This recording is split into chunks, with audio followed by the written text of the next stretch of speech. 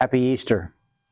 You know, one of the most common and compelling verbs in many of the Easter stories is go.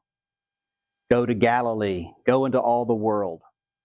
It seems that the encounter with the risen Christ is never meant to stay rooted in just one place or time. It is meant to call us outward, to send us forward. Easter compels us to go, and I would add this, that Easter also calls us to grow. That our experience of Jesus is not static. It is meant to deepen, expand, mature as we walk in this way of love.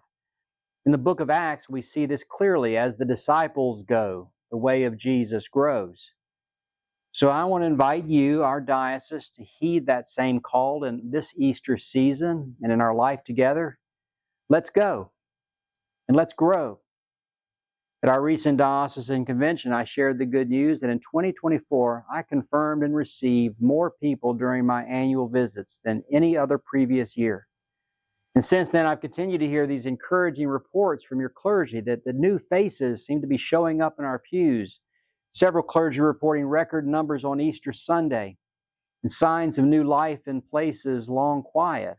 Just last month, I confirmed a young couple in Jackson, Alabama.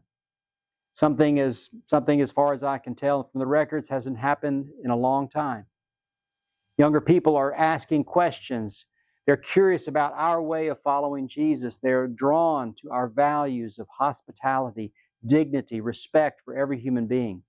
They're intrigued by our ancient rhythms of prayer and worship. They're inspired by our commitment to justice, compassion, and service in the world. What is happening among us is good news. And as I said as much in the convention address, I also dare to encourage us to keep going and to keep growing. And in fact, I put a number on it, 5%.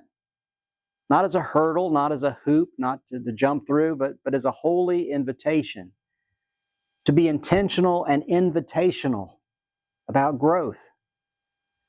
I urge you, take time in your congregation to pray and ponder this. Tend to it. Let us not simply hope that people will come. Let us work to welcome them and integrate them into our lives. But growth is not just about numbers. Let's also commit to growing deeper in our knowledge and love of God. Let us grow in our service to our neighbors. Let us grow in our generosity with our time, our money, our gifts for the sake of God's mission. How will your church live into this vision of going and growing? How can our Easter encounter inspire us to go and to grow? To that end, I also want to extend a joyful invitation to you, all of you, to join us on May 17th for a diocesan-wide meal packing event. We're co-hosting with Rise Against Hunger. Our goal is to pack 20,000 meals in 2 hours. We did something like this back in 2018 during our annual convention, and it was a lot of fun, a lot of energy, and many people still talk about it as a moment when they truly felt what it means to be a diocese. We'll need a lot of helping hands to make it happen. You'll find a registration link with this video message. Please invite a friend or 2 or 3 and come be a part of it. Let's follow in the footsteps of the disciples who became apostles and write our own chapter, in a sense, for the book of Acts. Thank God for our Easter encounters. Now let those encounters inspire us.